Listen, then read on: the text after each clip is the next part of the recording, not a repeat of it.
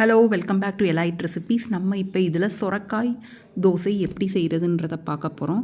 சொரக்காயை பாட்டில் கார்டுன்னு இங்கிலீஷில் சொல்லலாம். இப்போ பாருங்கள், தோசை ரொம்ப நல்லா சாஃப்டாக வந்திருக்கு. இது நல்ல ஹெல்த்தியான தோசை, ரொம்ப சாஃப்டாகவும் இருக்கும். இதுக்கு எல்லா சட்னியுமே ரொம்ப நல்லாயிருக்கும். Tomato chutney, beetroot chutney, coconut chutney, இன்னும் வெரைட்டி ஆஃப் சட்னிஸு. இப்போ இதுக்கு நான் ஒரு 14 சென்டிமீட்டர் லாங் சொரக்காய் எடுத்திருக்கேன். 2 பச்சை மிளகாய், க்ரீன் சில்லிஸ் எடுத்திருக்கேன். மாவு பச்சரிசின்னு சொல்லுவோம்ல, ரா ரைஸ், அது 100 ml கப்புக்கு நான் 1 கப் எடுத்திருக்கேன். அதை ஒரு பவுலுக்கு ட்ரான்ஸ்ஃபர் பண்ணிவிட்டு நல்லா வாஷ் பண்ணிவிட்டு தண்ணியில் ஒரு 1/2 hour ஊற வச்சுக்கோங்க. இப்போ நம்ம எடுத்து வச்சுருக்க 2 பச்சை மிளகாவையும் கட் பண்ணிக்கோங்க. சுரக்காய்க்கு நல்லா தோல் சீவிக்கங்க.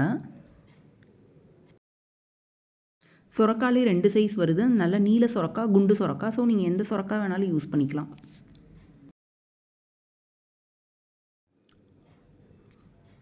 இப்போ நல்லா தோல் சீவியாச்சு.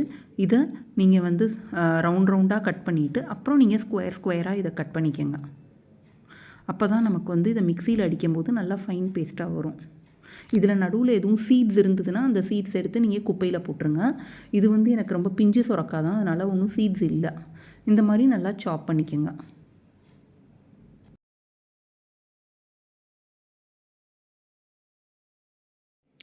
இப்போ ஒரு மிக்சர் ஜாரில் நம்ம சோக் பண்ணி வச்சுருக்க மாவு பச்சரிசியை இந்த மிக்சிக்கு ட்ரான்ஸ்ஃபர் பண்ணிக்கோங்க. அதுக்கப்புறம் நம்ம கட் பண்ணி வச்சுருக்க சொரக்காய், பாட்டில் கார்ட், பச்சை மிளகாய், க்ரீன் சில்லிஸு இதையும் இந்த மிக்சர் ஜாரில் ட்ரான்ஸ்ஃபர் பண்ணிக்கோங்க.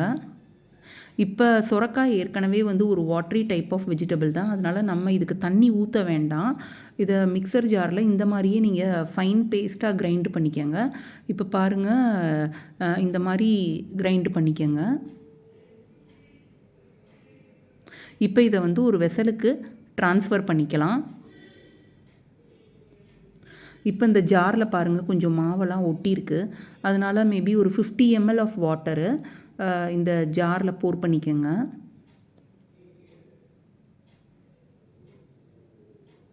ஒரு 50 ml வாட்டர் இந்த ஜாரில் போர் பண்ணிவிட்டு நல்லா மிக்சியை க்ளோஸ் பண்ணிவிட்டு நல்லா அப் அண்ட் டவுன் ஷேக் பண்ணிங்கன்னா அங்கே ஒட்டியிருக்க மாவெல்லாம் ரிலீஸ் ஆயிரும்.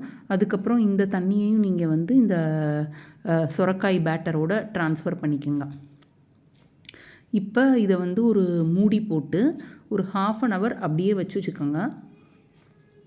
சப்போஸ் நீங்கள் நைட்டு தான் தோசை ஊற்ற போகிறீங்கன்னா ஃப்ரிட்ஜில் வச்சுருங்க. இல்லைனா ஒரு 1/2 hour ஒரு மூடி போட்டு இது வெளியே இருக்கட்டும். பாருங்கள், நல்ல லைட் க்ரீன் கலராக ரொம்ப அழகாக இருக்குது. இப்போ இது நான் வீட்டில் அரைச்ச இட்லி மாவு. இதில் நான் இந்த கரண்டிக்கு 4 கரண்டி 4 லேடில்ஸ் இதுக்கு நான் ட்ரான்ஸ்ஃபர் பண்ணிக்கிறேன். நாங்கள் 2 பேர் தான் வீட்டில், அதனால் ஸோ நான் 4 கரண்டி மாவு தான் இதை நான் எடுத்துக்கிறேன். ஸோ இதை நல்லா இப்போ மிக்ஸ் பண்ணிக்கோங்க. இந்த பேட்டர் உங்களுக்கு 2 பேர் சாப்பிட்றதுக்கு தான் வரும். இப்போ நீங்கள் நிறைய பேர் இருக்கீங்கன்னா நீங்கள் அதுக்கு தகுந்தாப்பில் வெஜிடபிள் மாவெல்லாம் நீங்கள் எடுத்துக்கோங்க. இதுதான் இதோட ரைட் கன்சிஸ்டன்சி. நான் ஏற்கனவே இட்லி மாவில் உப்பு போட்டிருக்கனால நான் இதில் சொரக்காய் பேட்டரில் உப்பு போடலாம்.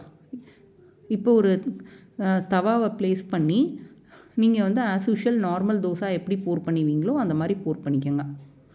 நான் ஜிஞ்சர்லி ஆயில் தான் இதுக்கு போர் பண்ணுறேன். இப்போ ஒரு மூடி போட்டு நீங்கள் தோசையை வேக வச்சுக்கோங்க. As usual normal plain dosa எப்படி வேகுமோ அதே டைம் தான் இது எடுக்கும். இப்போ இந்த தோசை நல்லா வெந்துருச்சு.